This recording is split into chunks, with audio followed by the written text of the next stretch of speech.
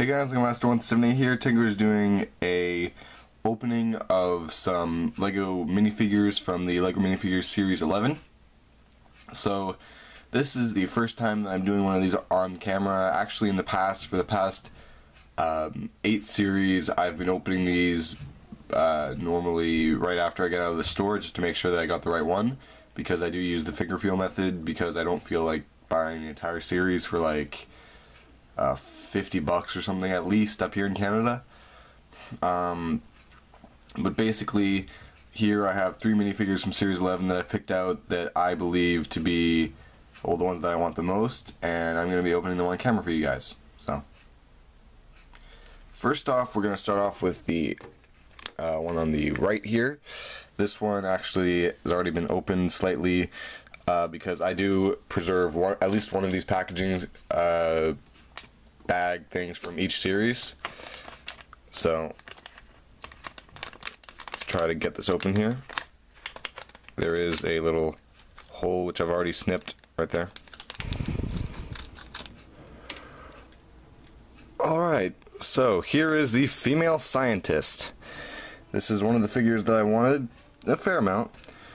She's not exactly the most interesting out of the entire series, but as you can see, she's pretty cool. I really do like this beaker right here in the sort of light trans blue. It's one of my favorite colors in Lego. As you can see, she's got a printed torso right there, which is pretty neat. Printed legs and a printed belt, including on the connector piece, I guess you could say. No arm or back printing, but it's not a huge deal on this figure, honestly. The face is pretty neat, and the hair piece is nice, especially considering that I've never had it before. So it's going to be pretty useful. I'm probably going to use this figure for some kind of like a doctor or a nurse. I'm going to switch her around a little bit, but yeah, so that's it for her. And if we take the next packet, and let's open it in the more traditional way this time. There we go. This time we're getting the Scarecrow. Okay. Now, this guy is pretty interesting.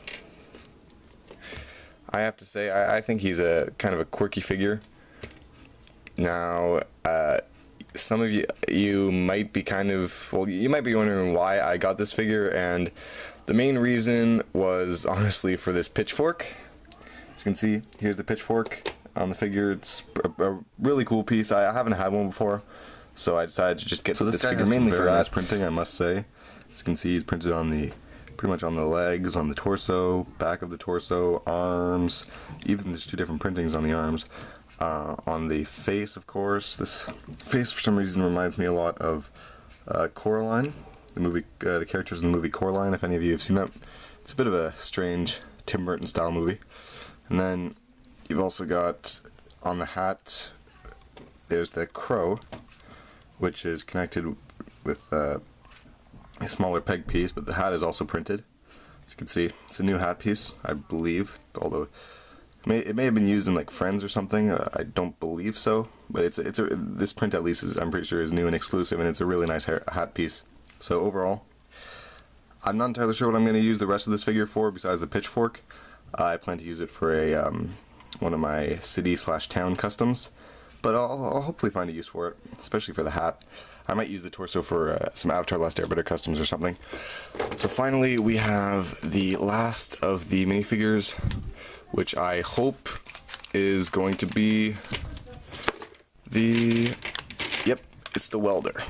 So, basically this guy is pretty simple actually.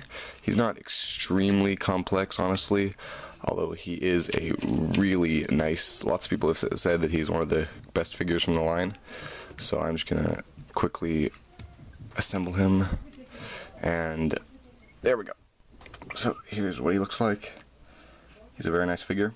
As you can see, the accessory is pretty cool.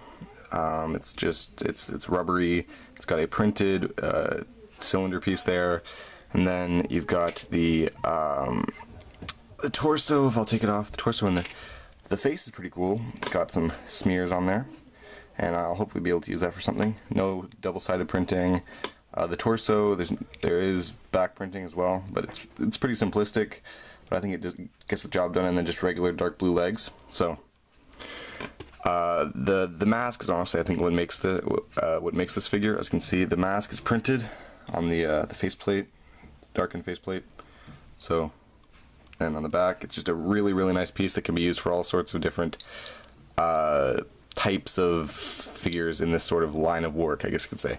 So that's definitely going to be useful for customs. So here we have all three figures, and overall I think that honestly the best in terms of printing would probably be the Scarecrow. I mean, he has printing everywhere, like pretty much anywhere that Lego normally can put printing, he has it, except for maybe like the side of the legs, but that's a pretty rare occurrence with minifigs.